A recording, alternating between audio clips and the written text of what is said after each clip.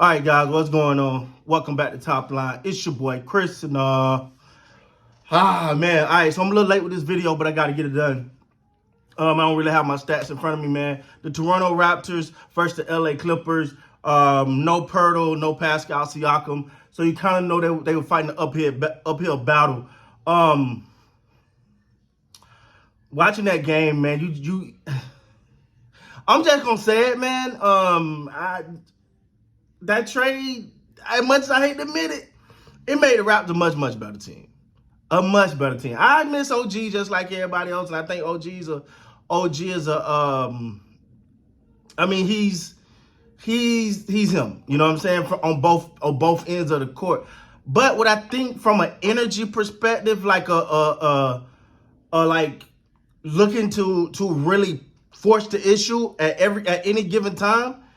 With RJ Barrett and then what Quickly can do. I will say this about Quickly though. What I am noticing about him is, when he did his introductory press conference, he was saying how he want to show that he's a playmaker and he can make play. That's fine. But my boy, we need you to get them points. We need you to get them points. So do that and add the playmaker to it. But anyway, I'm just cracking. But nah, man, when you watch this game, it felt like every time you were like, okay, the Clippers, here they come. You just didn't see quitting the Raps. And that's something you used to with the Raps. Before we all know how you just say 48 minutes of hard-nosed basketball, good defense, and all of those things. Well, and again, last night, especially down the stretch, Paul George got hot. I mean, you went against the fully loaded Clippers with Paul George, Kawhi Leonard. They had everything there, and you took them down to the wire. They got off on that hot stretch in the fourth, and that was the only difference. They got hot in the fourth. That was their only difference. But just looking at this game from a totality perspective, you got to be proud, man. You got to be proud. Second night of a back-to-back and emotionally draining game against the Lakers. You turn around and you have to play the Clippers the very next night, which is ugh. But you know what? At the end of the day, man, I thought they fared well. I thought they played well. I thought Darko did a hell of a job of mixing the young. And shout out to the young guys, man. Them young boys came in there and held it down. Like that ain't a young boy. But you get what I'm saying? Like he played way better than I expect him to play in these 2 games without Pirtle. Porter. He looked good. McDaniels came in, he played. Like these young guys, that's what I always talk about when it comes to these young guys. Whoever it is, whatever team, whatever sport, when you got your minutes, people need to know you was on that court or you was on that field. Whichever one it is, people need to know you was there.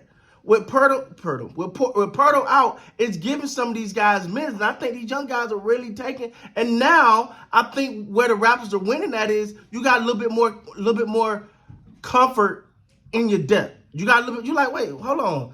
We got look. Pirtle can play, but we feel good putting Murray in there. We feel good getting Thad some minutes. We know Boucher gonna do Boucher.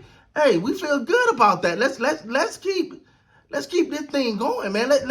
Even once Pirtle get back and he get his minutes, you still feel like, okay, but we know we got some depth on the bench. Now, many people say they got to get another big. They got to get another big, and which I can agree, but at the same time, I think I kind of like the way they played last night. I liked it.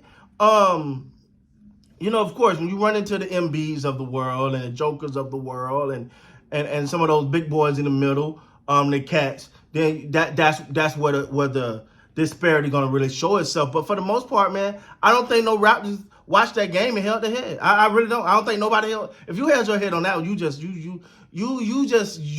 not a fan of basketball. If you watched the Raptors play that game, and you held your head at the Raptors after that one, then you need to reconsider yourself, man. Straight up. Now, as far as the Los Angeles Clippers, man, they got them title contenders now. No, they back on their road. Hey, I'm not gonna BS with you. No, I gotta see it, dog. Like I'm sorry, we've been on this road. We played this in 2019. I'm not playing this game no more. I gotta see it. Like every year is always a health issue. It's a health issue. Kawhi just got a new deal, 3-year, 152 of them things. Congratulations to him. They say Paul George gonna get a new deal. Whatever, probably the same thing, probably gonna line up the same way. Congratulations to him. He may even do 5, who knows, but we'll see how it all pans out with Paul George. But at the end of the day, it's gonna be about who can make.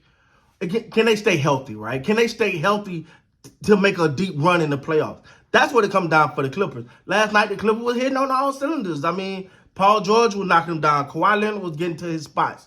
Zubac looked like the second coming or something. Like, it was a great game for the Clippers. I thought the Raptors hung in there about as well as you could, given that they were down their star player and being down their starting center. I mean, I don't know what more you can ask for from a fully loaded Clipper team. If the Clippers is what everyone say they are, I think it was Perk that said, yeah.